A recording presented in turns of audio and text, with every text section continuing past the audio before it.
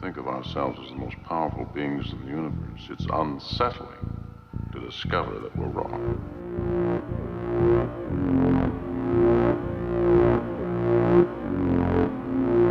Time has come to see the world as it is. Can we pull back the veil of static and reach into the source of all being?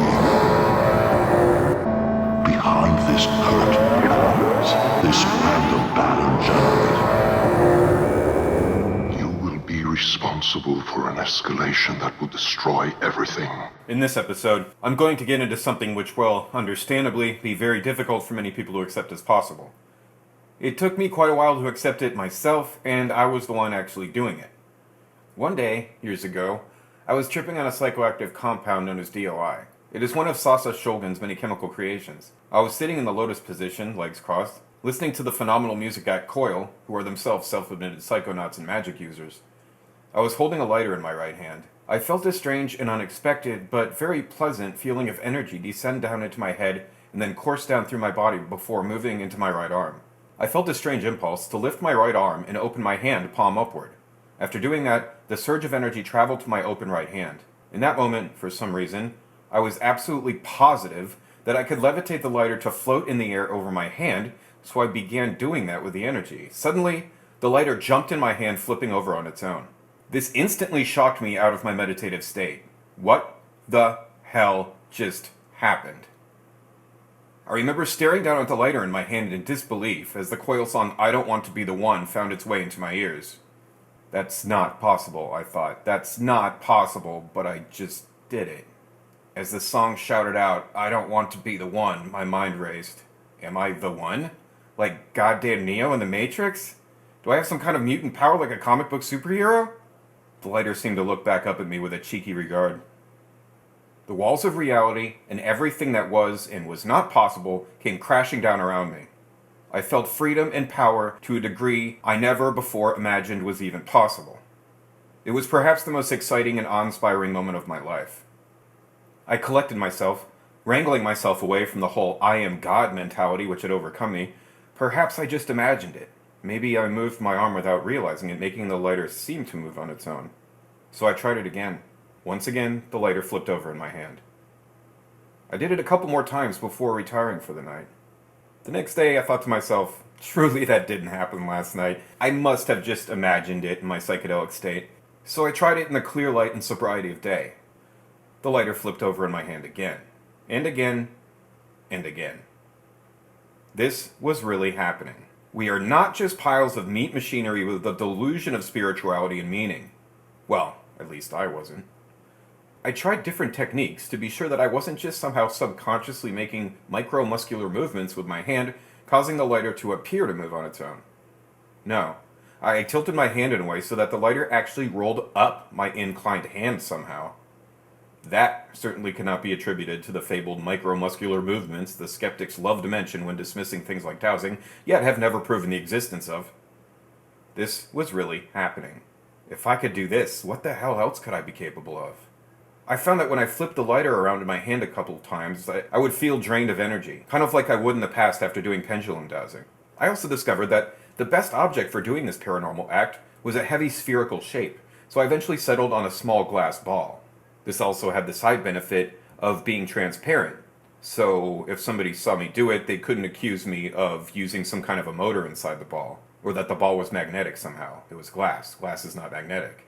I found that the more I did this with a single object, the more I was able to manipulate it, like I was developing a kind of bond with it. I also found that if I did flourishes with my left hand while moving the ball on the upturned palm of my right hand, it greatly added in my ability to move the ball. I felt almost as if I could reach an invisible force out from my left hand, which would then grab the ball in my right palm and proceed to move it about. Was I perceiving and using a kind of astral aspect of my left hand to grab an astral aspect of the ball and move it? That's what it seemed like over time. I only showed a few very close friends who responded mostly with stunned silence. I didn't want to show many people at all. It just seemed like such a parlor trick. Like something an illusionist would do as a deceptive trick of some sort. I do not want to come across as an illusionist or a peddler of cheap tricks. Over the years, I've often even forgotten that I can do it. I've also learned over the years that this strange ability is not something which I invented. Other people have done it too. In fact, it even has a name, Parakinesis. I have two interesting stories which are related to this strange ability known as Parakinesis. I was visiting a friend who is rather open-minded, but tends to prefer materialist explanations for paranormal things, so I wanted to show him, since he was such a close friend, but I also feared his reaction. I was afraid that he would shun me as a liar or have some kind of nervous breakdown. When I did show him, however, what happened was entirely unexpected and very strange. I put the ball on my upturned palm and moved it about. He was silent. Then, suddenly, as if controlled by some outside force, he calmly took the ball from my hand, put it on the palm of his own hand, and lifted his hand into the air. Suddenly, the ball shot out of his hand across the room and hit the far wall. He hadn't moved his arm at all. We sat there for quite a bit in stunned silence. Neither of us knew what to say. Eventually, I just got up and retrieved the ball, and we haven't mentioned it since. We both seemed to go into some sort of trance in that moment. I have a theory that it was his very own spirit guide that directed him to do that. Yeah, as an aside, he's not in contact with his spirit guide like I am, but I think spirit guides can break through and do things through the people they guide. At another time, I decided to take my magical wand and athame, or dagger, out of my altar, as I hadn't handled them in a while. As soon as I had my athame in hand, a strong force grabbed the blade and pulled it around in the air, my arm being pulled around behind it. The force was so damn strong that it frightened me. I wondered what would happen if I released my grip on the thing. That's when things went from strange to absolutely mind-shattering. The damn thing rolled up my arm, which was at a steep incline. I removed it from my upper arm, where it had rested at an impossible angle, and put it back in the palm of my hand. It rolled up my arm again. I then took my wand out and watched it roll up my thumb multiple times. Okay, the dumbass micromuscular theory just got thrown right out the window. What I was doing, completely destroyed the delicate house of cards known as modern Western materialism. Kiss my ass, Richard Dawkins. Go to hell, Pendulette. Die in a goddamned fire, James Ron D. Your time is over. And now, the news. What the hell in God's name is going down here? A motorist claims he was chased by a group of gray aliens and that he later found them dancing under the streetlights of a Nevada town in Elko County. The anonymous man on Friday said that he was traveling from Idaho to Wells, Nevada, when he noticed a light behind his vehicle. It was around 2 a.m. and I was by myself in my truck with my dog, he reported to the Mutual UFO Network. The dog began growling. I saw the small light coming behind me and I wondered what a motorcycle was doing out at night. There was no noise, he added about the 2005 encounter. When he looked back, he recalls the unidentified light disappeared, coming back moments later. It did this several times, and the more I looked at it when it was far behind the truck, the faster it came right behind the truck. The eyewitness says he felt very scared because he knew this was something unnatural, adding that the chase lasted for several hours and that he tried to take shelter behind a truck driver. As he reached Wells, he stopped at a casino to use the restroom. That's when he says he spotted the 5 creatures under the street lamp. They were skinny grays with big heads. They were dancing in the light. I rubbed my eyes and thought I had lost my mind, but then looked again and they were still there, he said. The man claims that even though he revealed the UFO sighting to his family, he never felt comfortable enough to let them know about the little people until this year. I saw the orbs on Ancient Aliens and those little people that other people have seen. Reports of strange lights and orbs, referred to as undines by paranormal investigators, are becoming more frequent as the majority of the population is now able to carry their own camera in their pockets. Other researchers associate these sightings to extraterrestrial activity. The decrease in price of surveillance systems has also been a major contributor to the documentation of these types of anomalies. The Idaho man did not present a video or photograph of the alleged incident. It is not yet clear whether possible footage from the casino cameras will be made available to the public. I'm grateful that other people are telling what they have seen so I could open up about it too, because some people might think that you're losing your mind, he said. A resident of Kannapolis, North Carolina, says he had a close encounter with a luminous egg-shaped flying creature. The man, a worker at a plastic manufacturing company, whose name wasn't made public on a report submitted to the Mutual UFO Network, said he had just pulled his vehicle into his cousin's house driveway when he noticed a floating anomaly. I drove around to the back of the house and backed my car into the grass, the eyewitness wrote last week about the 1988 alleged winter encounter. I noticed an object, but I didn't pay much mind to it. Figuring that I'd identify it when I got out of the car, I grabbed my lunchbox and exited the vehicle. Reportedly, the man was close to being 30 feet from the object when it began hovering from the ground. He described the oddity as a 3-foot-tall egg-shaped blob that seemed to be organic in nature.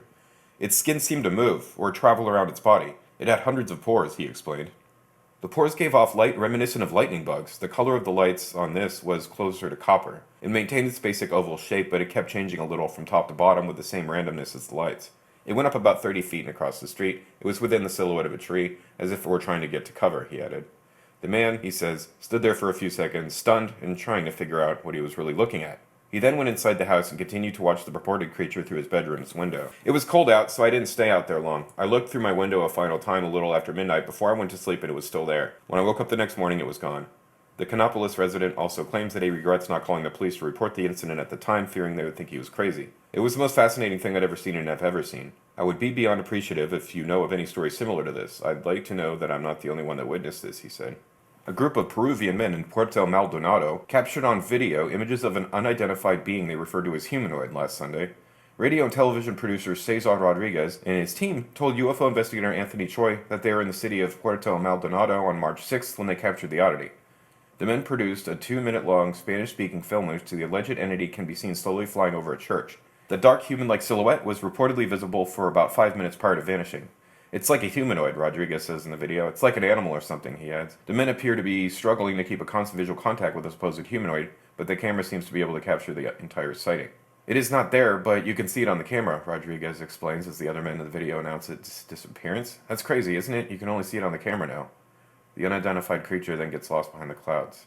In Prospect, Kentucky, on January 27, 1977, while driving home in a Jeep at 1:05 in the morning, 19-year-old Lee Parrish observed a rectangular, fire-colored UFO just over the treetops.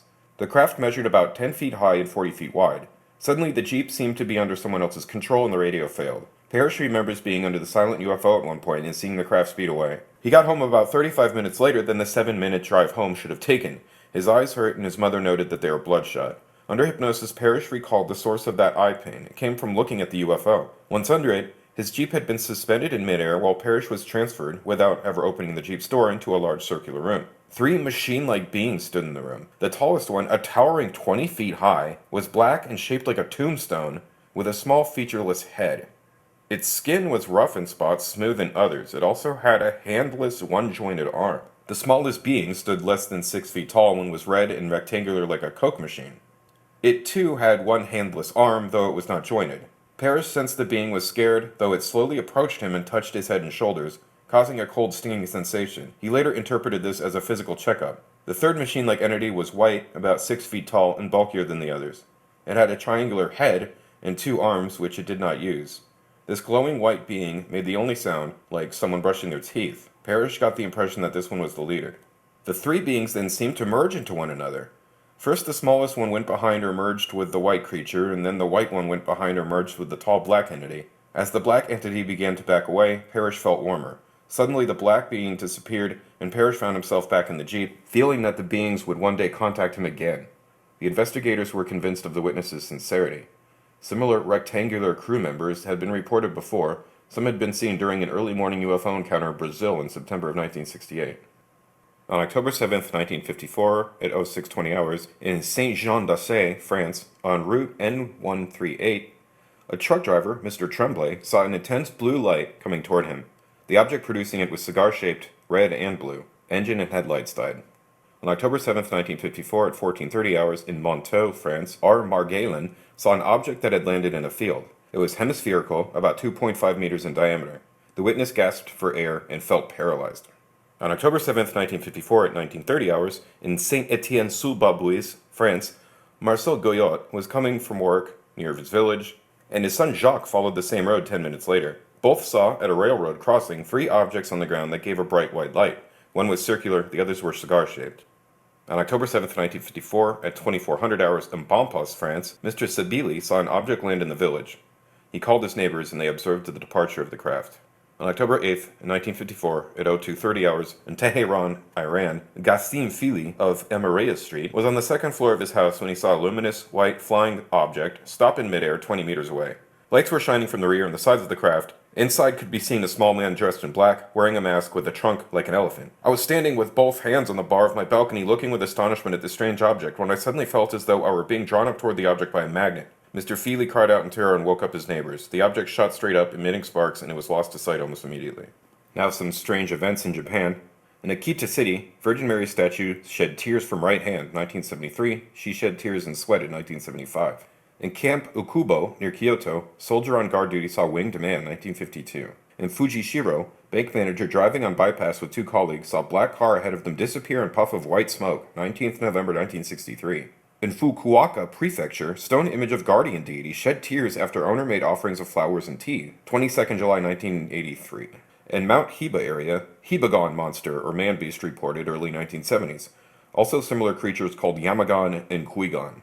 In Hokkaido, an Okiku-chan doll in Minen Temple since 1938, when its young owner died, has hair which grows and must be cut in a special ceremony every March. The hair has been analyzed and is human hair. Other similar dolls include one at Kyoto City and another at Obihiro City. At Lake Ikeda, Lake Monster reports 20 people saw two humps 15 feet long with 15 feet between them, 1978. In the Sea of Japan, captain of Russian freighter saw UFO come out of the sea, 18th August 1980. In Kobe, explosion heard, fireworks seen on the bay, and two whirling balls of fire were seen to submerge in the sea, 21st November 1956. In Kofu, two 7-year-old boys saw light in the sky and later in a vineyard. They walked around, landed UFO, and saw unknown Oriental characters on it. A ladder came out and an entity in silver emerged with large head and other strange features. A second entity was seated inside, hand on a lever. As the boys started to run away, the entity spoke to them in a voice like a tape playing fast. They ran home and fetched the parents of one of them, who also saw the light, 23rd February 1975. In Lake Kucharo, Lake Monster reports. At Nishikawacho, Yamagata Prefecture, circular flattened area found in reed bed and suspected of being UFO-linked, 9th August 1986. In North Pacific Ocean, fishing boat crew saw two metallic silver UFOs dive into the sea, 19th April 1957. In the Pacific Ocean, 180 miles off northeast coast, 4 airline pilots saw mushroom cloud billowing to height of 60,000 feet and expanding to 200 miles diameter in 2 minutes, then it inexplicably disappeared. Looked like nuclear explosion, but no radioactivity found. In Sayama City, Saitama Prefecture, radio ham Hidichi Amano had driven up a mountain to make radio transmissions. There, saw strange lights in and outside the car, and a humanoid creature at the window. A babbling noise came from a pipe in its mouth. After several minutes, it faded away, and Mr. Amano was able to restart his car, 3rd October 1978. At Mount Senohara, glowing lights, orange and blue, seen at various points on the mountain at night over 2 hours, 31st July 1982. In Tokyo, phantom soldiers seen in compounds of Nari's shrine, summer 1979. In Tomokomai, Hokkaido, night security guards saw light over the sea which came down until it hovered at about 70 feet. Tube emerged and touched the surface, appearing to suck up water. It then came closer and witness saw figures in windows. Other objects appeared and all disappeared into a larger object, which flew away. July 1973. What the hell in God's name is going down here? That was a public service announcement designed to scare the shit out. He was abducted by aliens earlier this afternoon. That little girl got lost under the bed and she went into an alternate dimension. I'm going to read an excerpt from the book UFOs, JFK, and Elvis by Richard Belzer. Who knew that UFOs and extraterrestrials were real? Well, Jim Mars. Of course, nobody gets information like Jim Mars. He attracts it, the way the Kennedys attract bullets.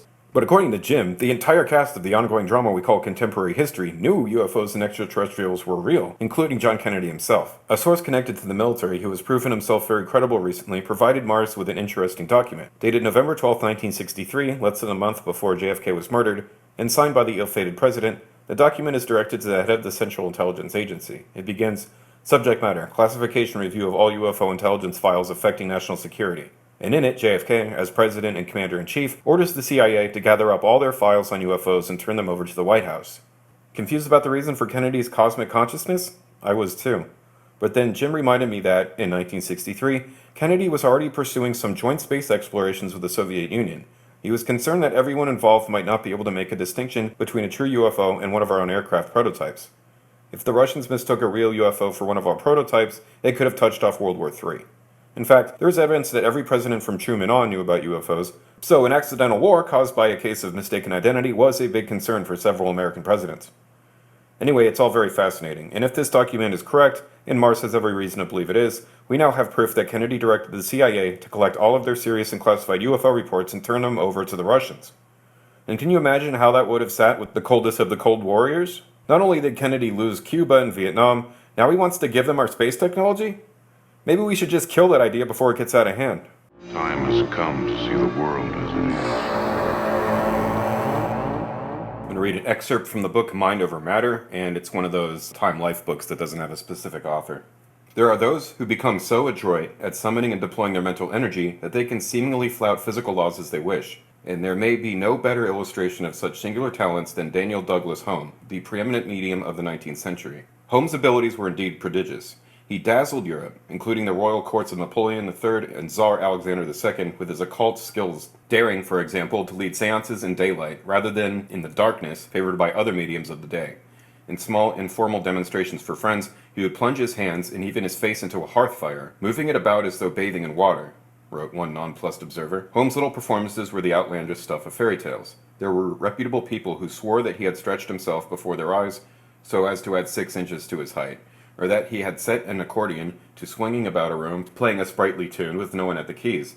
But the feat that gained for Holmes the greatest renown, and among the legion of doubters his greatest infamy, occurred on December 13, 1868, at Holmes' apartment at Ashley House in the Westminster Borough of London. In attendance were 3 distinguished young observers, Viscount Adair, then 27 years old, who would become the 4th Earl of Dunraven, and a correspondent for the London Daily Telegraph, James Ludovic Lindsay, 21, a future president of the Royal Astronomical Society, and trustee of the British Museum, and Captain Charles Bradstreet Wynne, 33, Adair's cousin and a military officer stationed at the Tower of London. Both Adair and Lindsay gave extensive written accounts of what they believed Holmes did that night. Quote, "When one considers the standing of the 3 eyewitnesses who have testified to this," said Sir Arthur Conan Doyle, the British author and spiritualist, "one may well ask whether in ancient or modern times any preternatural event has been more clearly proved. Perhaps so, but it still requires a considerable leap of the imagination to accept Holmes' claimed accomplishment, that in the early evening of that Saturday he levitated himself from a standing position, floated out of the room and through a window, and returned through a window in the first room. Quote, "We heard Holmes go into the next room, heard the window thrown open, and presently Holmes appeared standing upright outside our window," Lindsay recalled. "He remained in this position for a few seconds, then raised the window and glided into the room, feet foremost, and sat down." Then and now, many experts in psychic matters who generally credit Holmes' achievements look askance at the Ashley House levitation. They point out that Holmes' exit through the window was unwitnessed. In fact, the medium had specifically asked the 3 observers not to leave their chairs in the other room. Close examination of photographs of the building, which has long since been raised, shows balconies outside each window, a little more than 4 feet apart, a distance that could easily be leaped by a man with no fear of heights such as Holmes was. He could have jumped out of one of the 3rd-floor windows and jumped from balcony to balcony. The scenario leaves unanswered the question of how Holmes could have returned to his 3 friends by drifting unsupported through the open window into the room as they looked on. Bogus or not, the 1868 levitation had followed many others, more modest in scale, that Holmes had executed before hundreds of people. He recounted these brief flights in his 1863 autobiography, Incidents in My Life.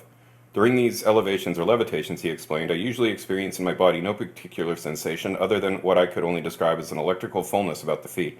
I feel no hands supporting me, and since the first time have never felt fear. My arms frequently become rigid and are drawn above my head, as if I were grasping the unseen power which slowly raised me from the floor. That unseen power has apparently been felt by mystics of every stripe throughout history, from the ecstatic transports of the saints to the meditative levitations of the yogis of India and their Western disciples. Saint Joseph of Cupertino was a celebrated Italian levitator of the 17th century who, according to legend, was able to rise into the air whenever he was emotionally excited. He had no control over his flights and sometimes found himself in precarious positions. Once, at a Sunday Mass, he reportedly soared into the air and floated to the altar. On a later occasion, while St. Joseph walked with a Benedictine monk in the monastery garden, he suddenly rose high into an olive tree. There he remained, unable to descend, while the monk went in search of a ladder. 2 saintly women also figure in the annals of levitation. One, St. Teresa of Avila, who lived in the 16th century, said of her experience, "It seemed to me, when I tried to make some resistance, as if a great force beneath my feet lifted me up. I confess that it threw me into great fear, very great fear indeed at first, for in seeing one's body thus lifted up from the earth, though the spirit draws it upwards after itself, and that with great sweetness if unresisted, the senses are not lost. At least I was so much myself as able to see that I was being lifted up." A note of practicality was introduced into such sublime experiences about 200 years later by a visionary nun named Anne Catherine Emmerich, who described her manner of housekeeping. "I was often lifted up suddenly into the air, and I climbed up and stood on the higher parts of the church, such as windows, sculptured ornaments, jutting stones. I would clean and arrange everything in places where it was humanly impossible. I felt myself lifted and supported in the air, and I was not afraid in the least, for I had been accustomed from a child being assisted by my guardian angel." If levitation came naturally, even unbidden, to Sister Anne Catherine, St. Teresa, and St. Joseph, such an experience is the exception. In the centuries-old yogic tradition of India, there are 8 great siddhis, or accomplishments, of which levitation is only one. Long instruction in practice and techniques of breathing, relaxation, and posture are needed before one can hope to levitate. The results of all this discipline can be striking. In the 19th century, for example, European travelers to India came home bursting with tales like those related to Oliver Leroy's 1928 book Levitation. As he told it, a Frenchman living in Pondicherry in 1866 reported seeing a fakir named Govindasamy suspended 2 feet above the earth.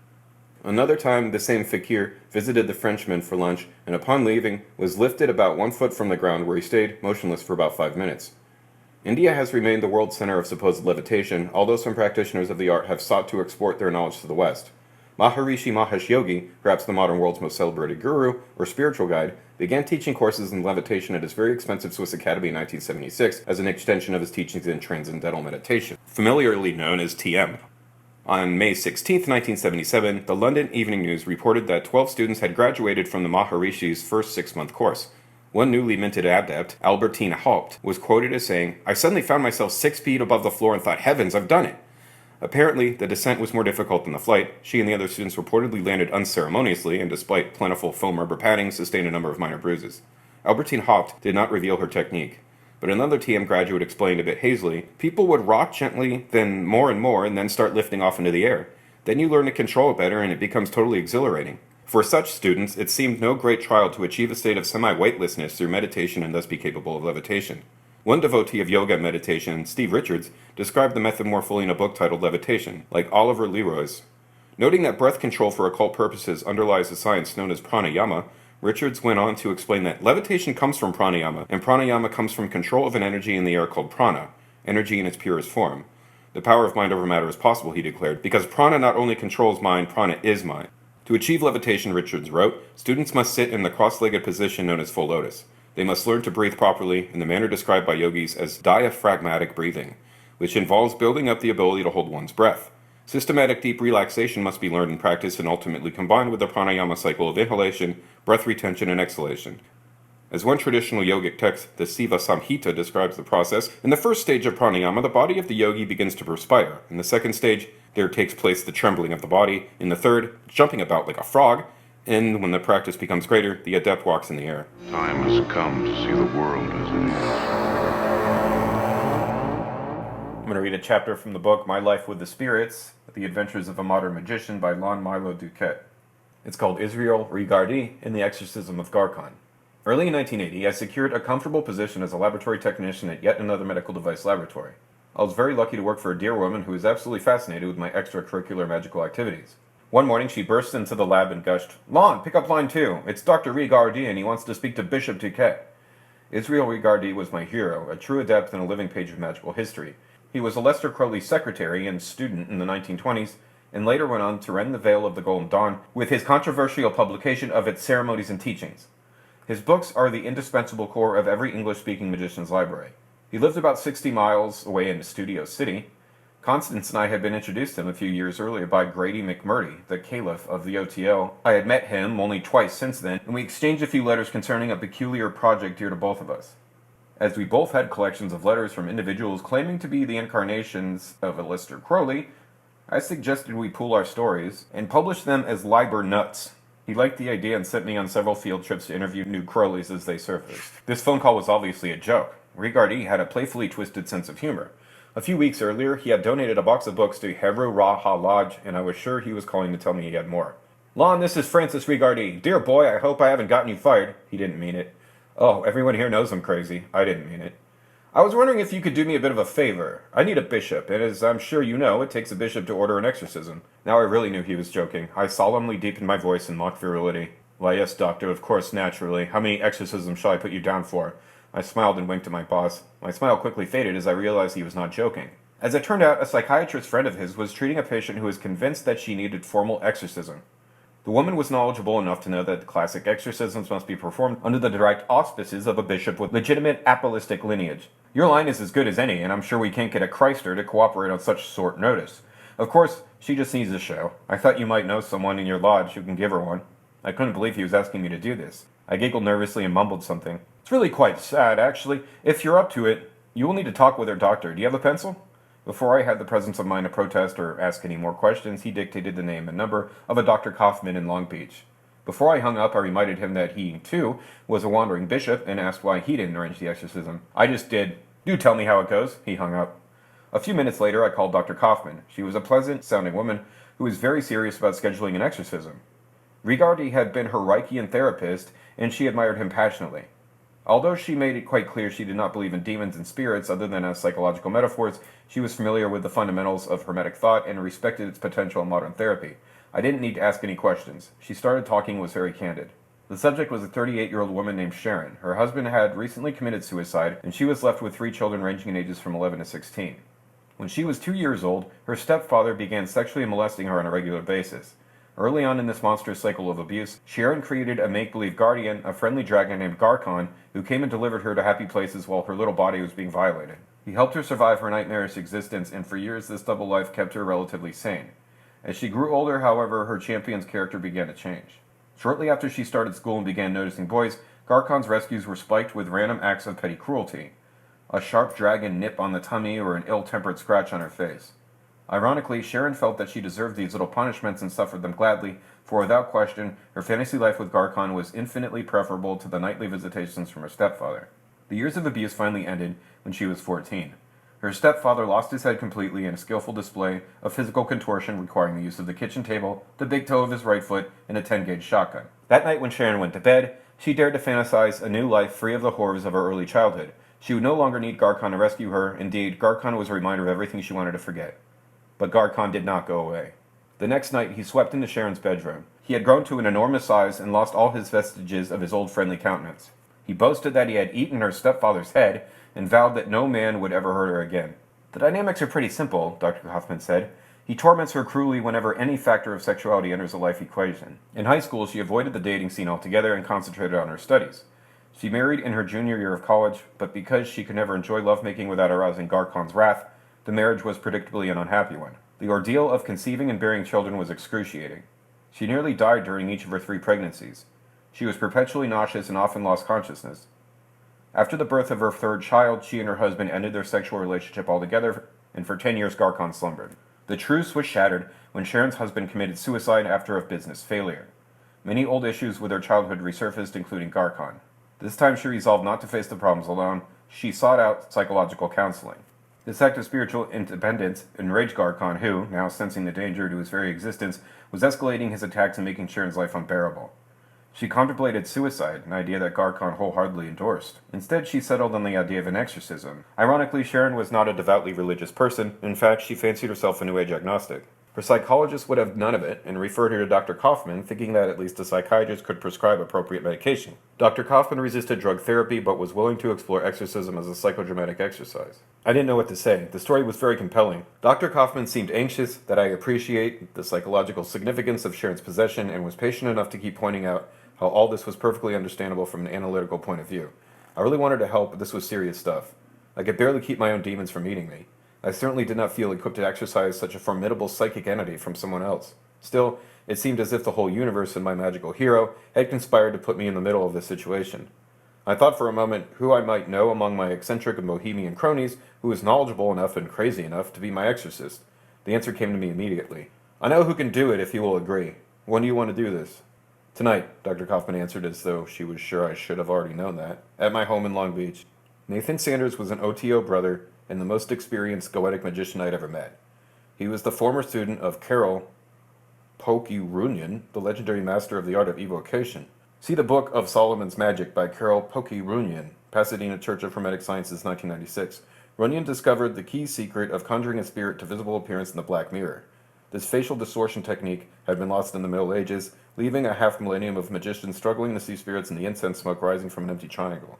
Using classic and flawlessly memorized conjurations, Nathan could summon anything into his triangular black mirror, and his evocations were not limited to the 72 spirits of the Gosha. I had seen him conjure to visible appearance angels, elementals, and even historical and fictional characters. Oddly enough, such acts are perfectly consistent with magical theory. The entities Bilbo Baggins and Santa Claus have for many individuals far more archetypal reality than the spirits one usually associates with this type of magical activity. He was truly an extraordinary magician, and I was sure if anyone could make Garkon appear, it was Nathan. I guess I assumed he could also make him go away. As I expected, Nathan was only too happy to answer the bishop's call and assume the role of exorcist. I called Dr. Kaufman again and told her the exorcism was on. Because of the distances involved, it was nearly 10 p.m. before Nathan and I knocked at our door. We would have arrived an hour earlier, but our travel was hindered by a thick coastal fog. I can hear you laughing. Yes, I said fog. I have no doubt that many readers will find it difficult, if not impossible, to believe much of what I am now about to relate. To garner some small semblance of credulity, I even toyed with the idea of omitting many details that smack shamelessly of a Hollywood melodrama, starting with an atmospheric cliché like a spooky foggy night. But what can I say? I won't apologize. This event took place in Southern California, where it often gets foggy that time of year. Dr. Kaufman greeted us cordially and apologized for the way the house smelled. We've had a difficult evening. Since I told Sharon we were doing this tonight, she hasn't been able to hold down any food. She lost her 7-Up when she heard you knock. Nathan and I did our best to appear unmoved and professional. Personally, I wanted out of there. Perhaps we should do this another time, I eagerly suggested. No, I expected worse, actually. Garkon obviously doesn't want to say goodbye. She led us into the kitchen and introduced us to Sharon, who was sitting at the table with a can of soda and a cigarette in her hand. She was an attractive woman in jeans and a gaily patterned ski sweater. Her complexion was pasty and she wore dark glasses that hid dark circles under her eyes. She thanked us for coming and asked what she would need to do. Nathan said he would like to first ask her a few questions. She agreed. I was somewhat surprised by his questions. The first one seemed downright rude. He asked her if she was addicted to fantasy literature. Sharon smiled and said, "Why, yes, I guess I am." He then asked details about Garkon's appearance, his shape, his color, did he ever color change, number of fingers, toes, eyes. Lastly, he asked her how to spell Garkon's name. On his notepad, he carefully inscribed the letters of Garkon's name in Hebrew. Knowing the name of the spirit is the key to controlling the spirit. Nathan's delivery was dramatic and effective. Bishop DuQuette is going to take these letters and construct the spirit's magical signature using a Camilla of Saturn. We'll then draw the sigil on the back of these pentagram talismans. In the ceremony, each of us will wear one around our neck to link us to the spirit and remind him that we are his masters. Nathan was assuming an awful lot when he announced I was going to do all of the sigil drawing. Fortunately for Bishop DuQuette's reputation, the magic square of Saturn, 3x3, the smallest and simplest of all the planetary Camillas, was the only one I could draw from memory. I whipped out those sigils like I knew what I was doing. That was it for the interview. We spent the next half hour bringing things in from the car. In addition to his beautifully constructed breakdown magical circle and his triangular black mirror, we brought 4 black robes and every magical tool a well-equipped Solomonic magician would need. Wand, sword, lamp, white-handled knife, black-handled knife, brass box of torment, talismans, holy water, salt, oil of abramelin, incense, and candles. Nathan told Dr. Kaufman and me to wash our hands and faces before robing up. As for himself, he would take a shower. When he reappeared from the bathroom, he was decked out in his full magical regalia. I have to admit he looked every inch an exorcist. He then presented Sharon the robe she would wear in the ceremony and instructed her to also shower and wash her hair thoroughly. It was near midnight before she came out of the bathroom. She had towel-dried her hair and she looked like a frightened little girl.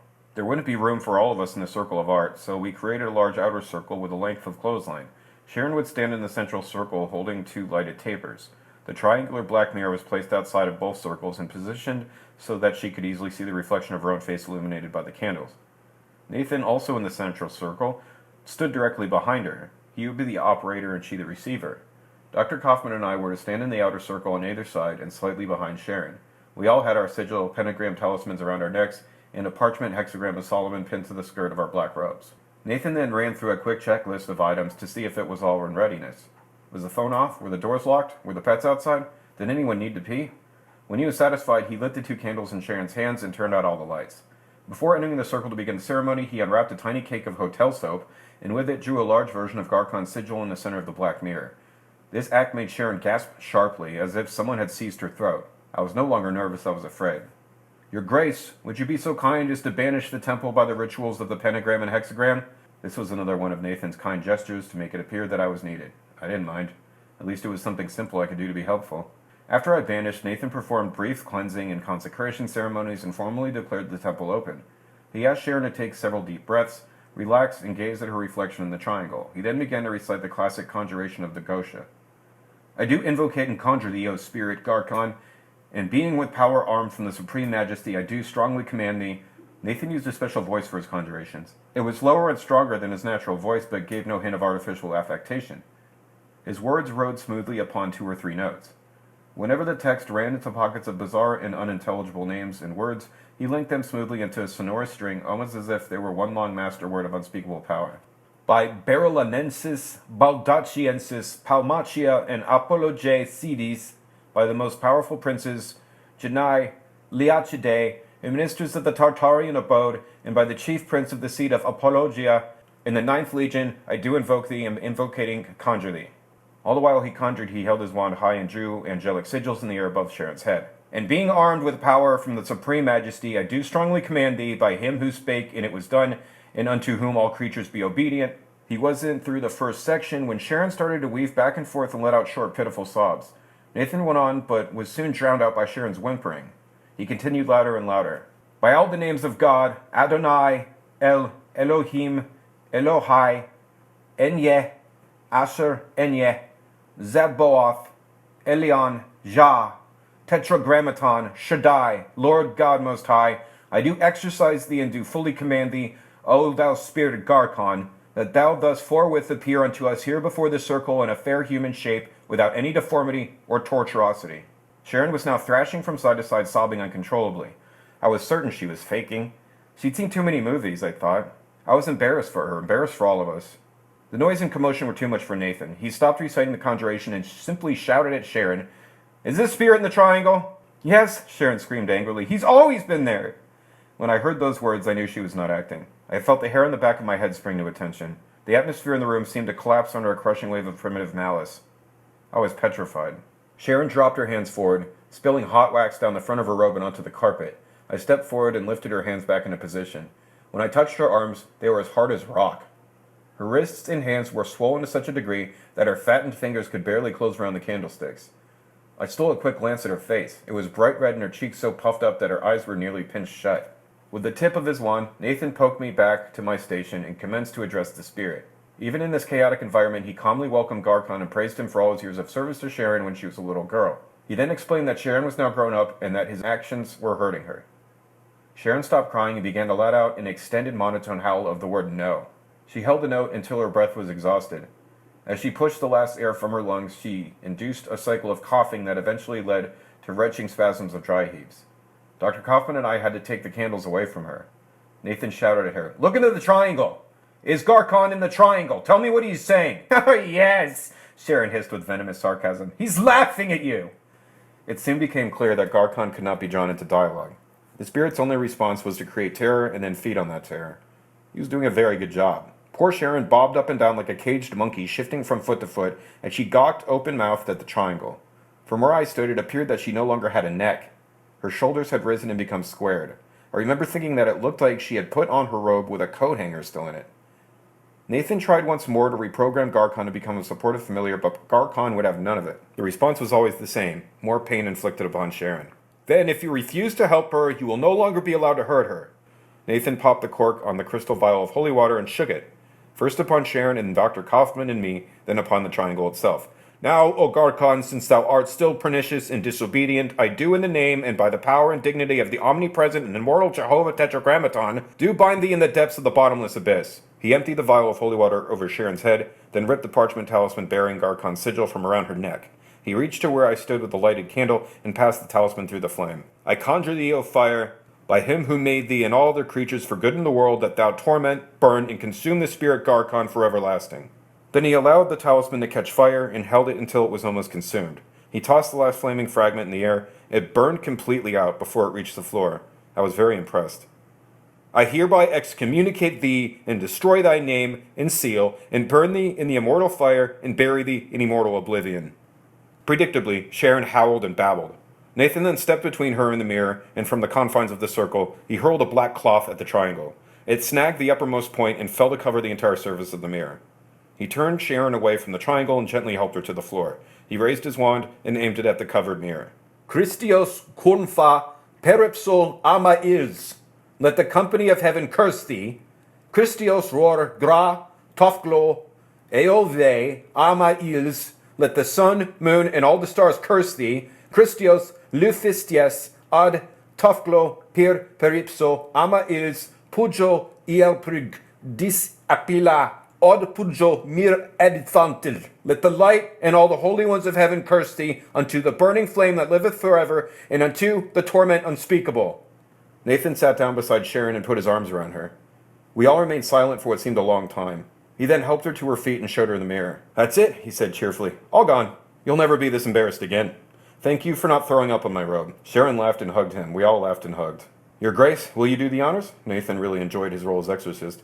He had done a fantastic job. I was so proud of him, so proud of all of us. I quickly performed the banishing rituals of the pentagram and hexagram, after which Nathan closed the temple. The entire ceremony took a little less than an hour. We were all in high spirits. Dr. Kaufman told Sharon that during the ceremony she had blown up like a blimp. I was relieved to learn that I wasn't the only one to notice the phenomenon. Dr. Kaufman apologized for forgetting to tell me that for years Sharon's joints swelled dramatically during Garkon's attacks. In fact, it was these physical manifestations that first attracted her to the case. It was 2 weeks before I heard back from Dr. Kaufman. In her opinion, the operation was a success. Garkon seemed to be out of Sharon's life, and she was making progress on all the levels of her therapy. I called Nathan and we crowded like self-congratulatory cocks. I then called Rigardi and tried not to sound too excited. He said that he had already talked with Dr. Kaufman and she had praised us to the high heaven. He was happy that it worked out, but he cautioned me about celebrating prematurely. His parting words left me a bit uneasy. The law of conservation of energy applies to magic as well as physics. Our friend may not have been destroyed, he may have just moved along to the nearest center of least resistance. This was the last time Rigardi and I spoke. 2 years later, I would receive another call from Dr. Kaufman and a new lesson in the conservation of energy. 2 years to the month after Sharon's exorcism, Dr. Kaufman called me again to see if Nathan and I would be willing to help Sharon. Not Garkon again, I groaned. No, she laughed. Actually, Garkon has been gone since the exorcism. Sharon finished her master's degree and is now a PhD candidate at UCLA.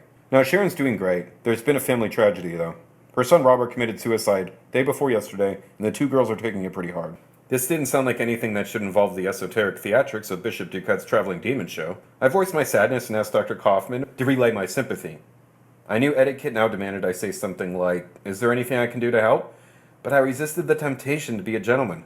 I could feel Dr. Kaufman waiting for me to say it, and for several uncomfortable moments we remained locked in a showdown of silence. Lon, maybe you can give me some advice? Oh God, I didn't know what was coming, but I knew I wasn't going to like it. Alex, Sharon's oldest girl, believes her brother's ghost is having sex with her. Why did I answer the phone? I sat down and pushed off my shoes. Go on. The story she related was every bit as bizarre and gruesome as Sharon's possession. In fact, as Dr. Kaufman unfolded the details, I couldn't help but view the scenario from a magical perspective, and the conclusions I drew made me sick at heart. For nearly their entire lives, Sharon's 3 children were forced to grow up with a suicidal father and a mother who was perpetually on the brink of madness. In this unwholesome environment, they had only themselves to turn to for emotional support. As bright kids, they soon discovered what keys to turn and what buttons to push to exploit their dysfunctional parents. In a nutshell, as long as mom and dad were crazy, the kids got anything they wanted out of them. Their father's suicide and their mother's liberation from Garkon changed all of that almost overnight. Sharon now had her life back and was not about to return to the old insane patterns, including allowing herself to be manipulated by 3 disturbed and very spoiled children. The 2 oldest, Robert, now 18, and his sister Alex, now 16, acted out their frustration in grand style by publicly flaunting their heretofore secret incestuous relationship. Their reputations ruined at school, Robert enlisted in the Air Force and Alex plunged headlong into nymphomaniacal promiscuity. After less than a month of basic training, Robert went AWOL and came home. In one last attempt to bring Sharon back into line, he accidentally hanged himself in the garage in what the coroner called a failed mock suicide attempt. For the 2 days and nights since her brother's death, Alex had been violently masturbating in her room, smothered as she moaned in Robert's embraces. I didn't really want to get involved in this one. I really didn't want to get involved, but really had very little choice in the matter. I called Nathan, who reluctantly agreed we should go and at least banish the house. I also invited Deborah Weiner, a mutual friend and gifted clairvoyant. At Sharon's home, we asked first to see the garage where Robert died. To our shock and utter disgust, the area had not been touched since the body had been removed. The remains of the severed rope were still draped from the ceiling beam, and the floor was still covered with the foul contents of the poor boy's bowels. We then toured the rest of the house, including Robert's bedroom. His bed was still unmade, and his unwashed laundry was strewn all over the floor. The 3 of us huddled for a few minutes and decided the first thing that needed to be done was to rid the house of everything to which the shell of a confused and recently disembodied person might be attracted. The first things to go would be the filthy, sweat-soaked clothes to which the throbbing residue of his vital essences still clung like Spanish moss.